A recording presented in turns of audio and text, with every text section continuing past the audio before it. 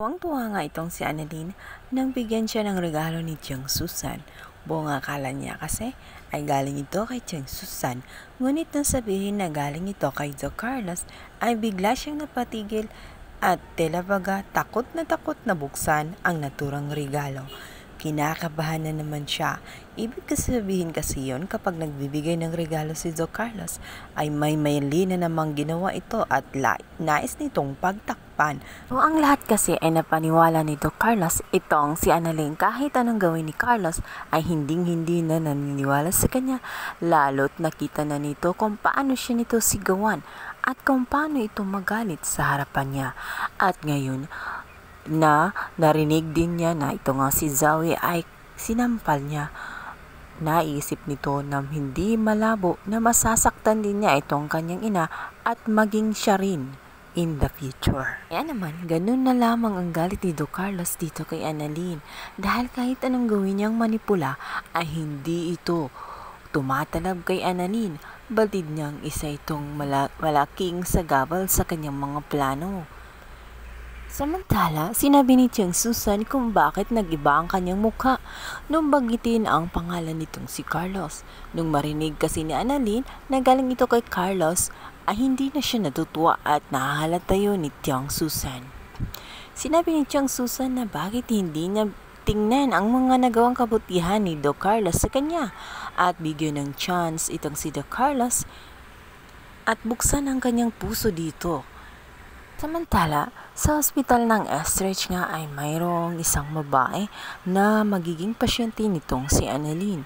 Ngunit ikakagulantang ng lahat dahil ang pasyenteng babae ay anak pala nitong si Carlos at ayaw nito na ipaalam sa kanyang magulang ang tunay na nangyari sa kanya. Ito palang babaeng ito ay inabandona nitong si Carlos. Dito na nga magsasalaysay sa lahat ng mga karanasan niya galing sa kanyang ina mula dito kay Carlos.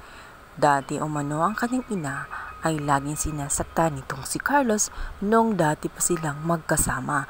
Kaya naman hindi nakatiis ang kanyang ina at iniwanan na nga lang tuluyan itong si Carlos dahil nalaman ang tunay na pag-uugali nito.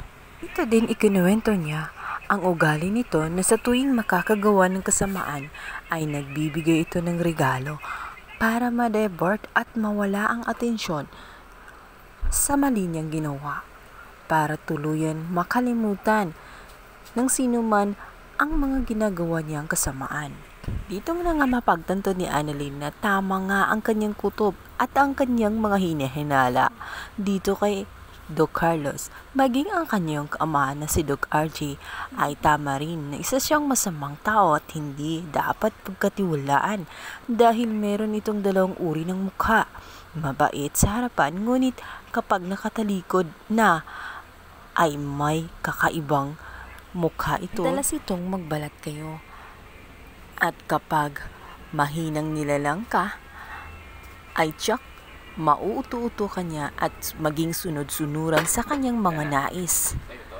Kaya ngayon palang kinakabahan na si Annalyn, lalong-lalo na at nauuto na namang muli ang kanyang ina nitong si Doc Carlos nung nagpaawa effect ito doon sa naturang bar na ang pakana ng lahat ay walang iba kundi ito lang si Doc Carlos sapagkat binayaran lang niya ang lahat ng mga nagbugbog sa kanya para lamang maawa ang kanyang ina at ituloy ang naturang kasal. Gawa kayang kumbinsihin ni Annalyn na huwag pakasalan itong si Doc Carlos at mapapaniwala kaya niya ang kanyang ina sa kanyang mga sasabihin? Hindi pa kaya huli ang lahat para mapigilan niya ang mga ito? Abangan!